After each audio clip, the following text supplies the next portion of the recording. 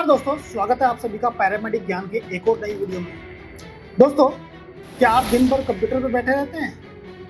क्या मोबाइल चलाते वक्त आपकी गर्दन झुकी रहती है? क्या सुबह उठते ही आपको गर्दन में जकड़न महसूस होती है और शाम होते होते दर्द कंधों से होते हुए हाथों तक पहुंचने लगता है? तो रुकिए, ये महज थकान नहीं है, ये सर्वाइकल स्पॉन्डिलाइटिस हो सकता है। जी हाँ दोस्तों, आज हम बात करने वाले हैं सर्वाइकल स्पॉन्डिलाइटिस की। सर्वाइकल स्पॉन्डिलाइटिस एक ऐसा शब्द जो सुनने में जितना मेडिकल लगता है, हकीकत में उतना ही आम हो चुका है। यह गर्दन की रीढ़ की हड्डियों से जुड़ी हुई एक बीमारी है जो आज के दौर में बहुत आम हो गई है। पहले समझते हैं कि सर्वाइकल होता क्यों।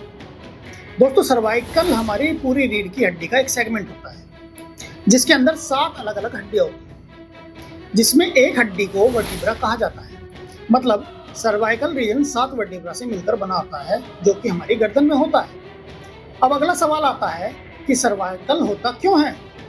तो इसके कई कारण हो सकते हैं, जैसे कि गर्दन में चोट लग जाना, हमारे काम के कारण कि हम किस तरह का काम करते हैं, मतलब क्या देर तक कंप्यूटर पर बैठे रहते हैं या किसी तरह की डेस्क जॉब करते हैं, और हमारी उम्र के कारण भी यह हो सकता है। मतलब कहने का ये है कि इसका पहला कारण इंजरी हो सकता है, दूसरा कारण फंक्शनल या फिर कहें पोस्चरल हो सकता है, और तीसरा कारण डिजेनरेटिव या फिर कहें एजिंग हो सकता है।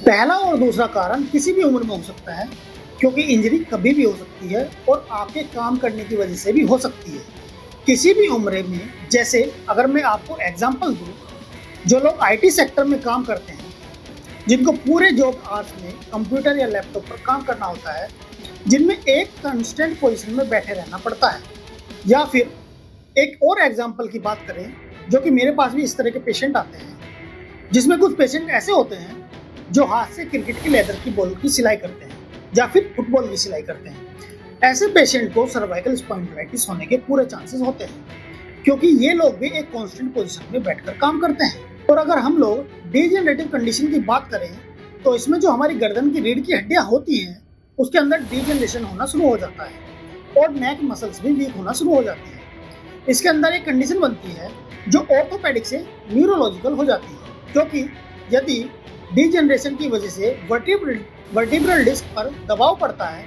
तो वो गर्दन की हड्डियों के बीच से निकलने वाली नसों पर दबाव डालना शुरू कर देती है, जिससे गर्दन दर्द शुरू होकर हाथ तक आना शुरू हो जाता है। वर्टिब्रल डिस्क हमारी वर्टिब्रा के बीच एक कुशन यानी गद्दी का काम करती है। उम्र बढ़ने के साथ साथ इसमें मौजूद डिस्क यानी कुशन घिसने लगती है। जैसे जैसे ये डिस्क पतली होती है या फिर कहें अपनी जगह से खिसकती है, तो नसों पर दबाव डालना शुरू कर देती है। लोग इस दर्द को अक्सर मामूली गर्दन दर्द समझकर नजरअंदाज कर देते हैं, लेकिन धीरे धीरे ये दर्द सिर तक फैल जाता है, हाथों में झंझनाहट दे सकता है और कभी कभी तो चलने फिरने तक में दिक्कत करता है। इस समस्या का भी सबसे बड़ा कारण है हमारी जीवन शैली।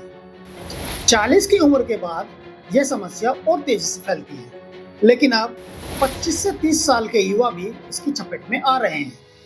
अब बात करें इसके लक्षण की, तो ये सभी लक्षण इस कंडीशन में बहुत आम हो जाते हैं, जैसे कि गर्दन में दर्द, अकड़न, सिर के पीछे भारीपन, हाथों में सुनपन या झंझनाहट, मांसपेशियों की कमजोरी, सिर घुमाने में आवाज आना, चक्कर आना, ये सब इसके लक्षण हो सकते हैं। कई बार यह दर्द ऐसा होता है कि व्यक्ति अपनी सामान्य दिनचर्या भी नहीं कर पाता। रात को सोते वक्त तकिया दुश्मन की तरह लगता है और सुबह उठकर लगता है कि जैसे गर्दन जाम हो गई है, या कहे गर्दन हिलाना तक भी मुश्किल हो जाता है। कुछ मामलों में नसों पर इतना दबाव बनता है कि हाथ पैर सुन्न होने लगते हैं और संतुलन भी बिगड़ने लगता है। अगर हम इसकी शुरुआती जांच की बात करें, तो आमतौर पर एक्सरे से इसकी शुरुआत होती है। इससे हड्डियों में होने वाले बदलाव दिखाई देते हैं। अगर समस्या नसों से जुड़ी हो तो एमआरआई भी करवाई जाती है, जिससे स्पष्ट होता है कि कौन सी नस पर दबाव पड़ रहा है। और कुछ मामलों में सीटी स्कैन और एएमजी जैसी जांचें भी कराई जाती हैं। और अगर इसके इलाज की बात करें तो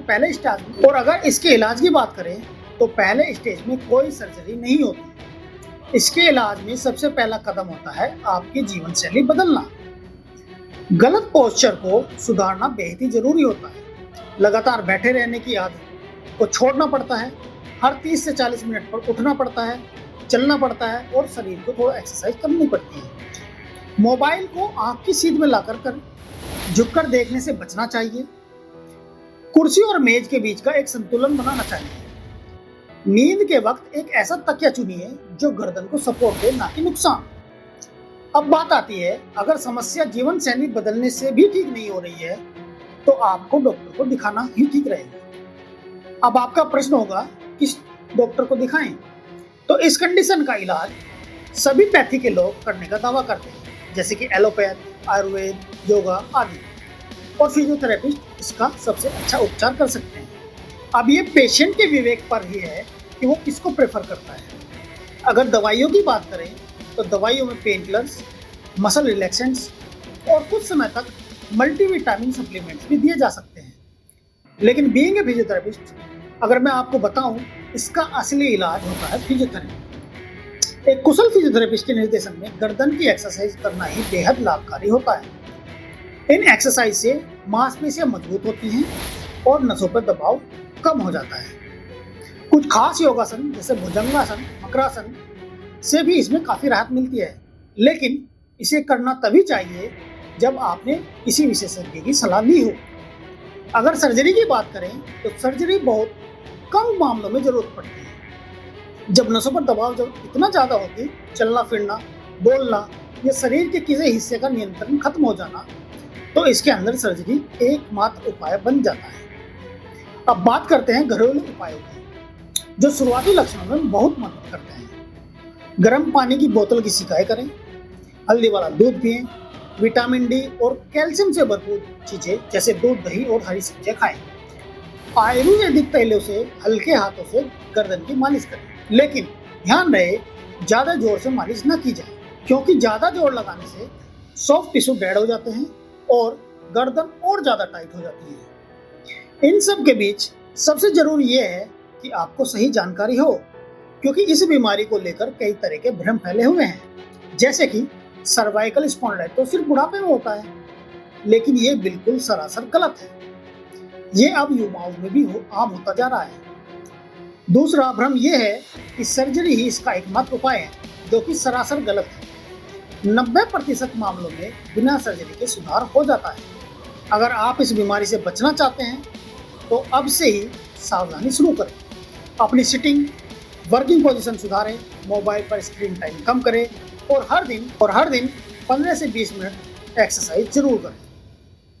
रात को सही तकिए का इस्तेमाल करें और विटामिन डी के लिए थोड़ा दूध भी लें, क्योंकि गर्दन सिर्फ एक हड्डी नहीं है, वो आपके शरीर का संतुलन है। तो अगली बार जब गर्दन में दर्द उठे तो उसे हल्के में मत लीजिएगा।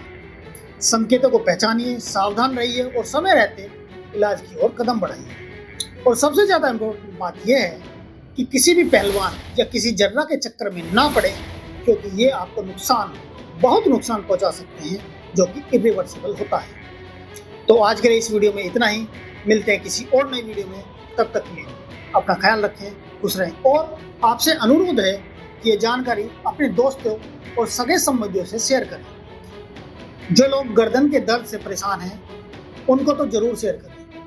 वीडियो पसंद आई हो तो लाइक करें और चैनल को सब्सक्राइब करें। यदि आपको भी गर्दन से रिलेटेड कोई परेशानी है या आपका कोई सवाल है तो आप कमेंट बॉक्स में पूछ सकते हैं। धन्यवाद, नमस्कार।